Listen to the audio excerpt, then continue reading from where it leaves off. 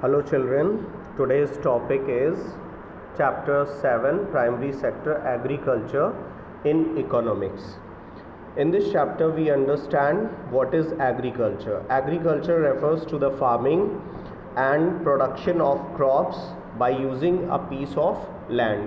एक लैंड के टुकड़े को पीस को यूज़ करते हैं, उसके ऊपर हल चलाते हैं, फिर वहाँ पर बीज बोते हैं और फिर उससे जो क्रॉप्स उगती है, जो फसल उगती है, उसे हम दिस प्रोसेस को पूरा इस प्रोसेस को हम एग्रीकल्चर कहते हैं।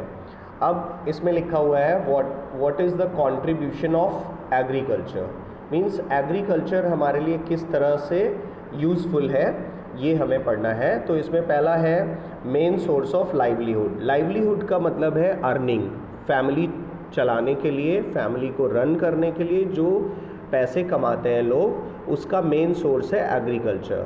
50% of the population of India are farmers, they depend on the agricultural activities, they grow the crops in their fields and sell them into the market and earn the money. So this is the biggest source of earning livelihood in India. Now the second one is the source of raw material. We all know that industry is the base of any economy. किसी भी economy में, किसी भी देश में जहाँ पर industry होती है, जहाँ पर फैक्ट्रीज़ होती हैं, वो देश ज़्यादा डेवलप करता है। और इसके लिए मेन सोर्स क्या है? लगभग जितनी भी इंडस्ट्रीज़ है उनके लिए जो रॉ मटेरियल आता है, जिससे वो कुछ कोई ना कोई प्रोडक्ट बनाते हैं, वो एग्रीकल्चर से ही आता है। इसका एक बढ़िया सा एग्जांपल है, अगर शुगर इंडस्ट्री को हम देखें तो शुगर केन एग्रीकल्चर से आता है। अगर हम टेक्सटाइल और क्लॉथ इंडस्ट्री को देखें तो उसका रॉ मटेरियल कॉटन एग्रीकल्चर से आता है। सेम एज बहुत सारी इंडस्ट्रीज़ हैं जिनका रॉ मटेरियल एग्रीकल्चर से ही आता है। इसके बाद में importance of foreign trade. Foreign trade का मतलब ये है कि हम बहुत सारे ऐसे इंपोर्ट एक्सपोर्ट करते हैं जो दूसरे देशों से होता है। एक्सपोर्ट मतलब दूसरे देश को बेचना और इंपोर्ट मतलब दूसरे देश से ख़रीदना। तो अगर हम देखें कि भारत जो है, इंडिया, वो बहुत सारे ऐसे क्रॉप्स हैं, बहुत सारी ऐसी फसलें हैं जो बाहर दूसरे देशों को बेचता है और वहाँ की फॉरेन करेंसी को अर्न करता है। तो ये एक बहुत बड़ा सोर्स है फॉरेन ट्रेड का। इसके बाद आता है सप्लाई ऑफ फूड ग्रेन्स। अब इतनी बड़ी जनसंख्या, इतनी बड़ी पॉपुलेशन है इंडिया में, उसको खाना खिलाना, उसको फूड प्रोवाइड करना, ये फूड कहाँ से आएगा? एग्रीकल्चर से आएगा। अगर एग्रीकल्चर नहीं होगा तो फूड नहीं मिलेगा। The last point is importance in trade and services. Whatever the trade is going on in India, the major part of trade and services in country is supported by agriculture. Agriculture से support होता है। बहुत सारे transport, banking, storage etcetera dependent on agriculture. मतलब बहुत सारा काम होता है जो एग्रीकल्चर पे डिपेंड करता है, उन्हीं से चलता है। इसके बाद में आते हैं जो नेक्स्ट टॉपिक है, अकॉर्डिंग टू द सिलेबस हम पढ़ेंगे, इसलिए फीचर्स ऑफ इंडियन एग्रीकल्चर छोड़ेंगे, वो हमारे सिलेबस में नहीं है। इसके बाद में हम आएंगे, नेक्स्ट टॉपिक है हमारा जो हमें कवर करना है, that is problems of Indian agriculture. India की जो एग्रीकल्चर है उसमें मेन प्रॉब्लम क्या है? First problem is pressure of population on land. Pressure of population on land का मतलब है कि हमारे यहाँ पॉपुलेशन बहुत ज़्यादा है, जनसंख्या बहुत ज़्यादा है और लैंड कम है।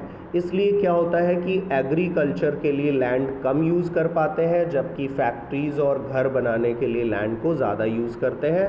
इसलिए एग्रीकल्चर बहुत अच्छा, बहुत डेवलप्ड नहीं है। दूसरा रीज़न है डोमिनेंस ऑफ नेचुरल फैक्टर्स। कई बार हमारे यहाँ जो है बाढ़ आ जाती है, या फिर हमारे यहाँ रेनफॉल टाइम से नहीं होती, या बहुत कम रेनफॉल होती है, या कभी कुछ मतलब इस तरह से नेचुरल कैलामिटीज़ आ जाती हैं जिससे एग्रीकल्चर बेकार हो जाती। कभी हेल स्टोन्स समझते होंगे आप, जो पत्थर गिरते हैं ऊपर से बारिश की जगह, तो वो पूरी फसल को बर्बाद कर देते हैं। कभी कभी एकदम पकी हुई फसल खड़ी होती है फील्ड्स में और बहुत हैवी रेनफॉल हो जाता है जिससे पूरी फसल बर्बाद हो जाती है। तो इस तरह की जो नेचुरल फैक्टर्स है उनसे हमारा एग्रीकल्चर बहुत डिस्टर्ब होता है। इसके बाद आते हैं डिफेक्टिव लैंड रेवेन्यू सिस्टम। हमारे यहाँ जो लैंड रेवेन्यू सिस्टम है वो बहुत बेहतर नहीं है, अभी भी इससे लोगों को बर्डन पड़ता है, स्पेशली किसान को दिक्कत होती है।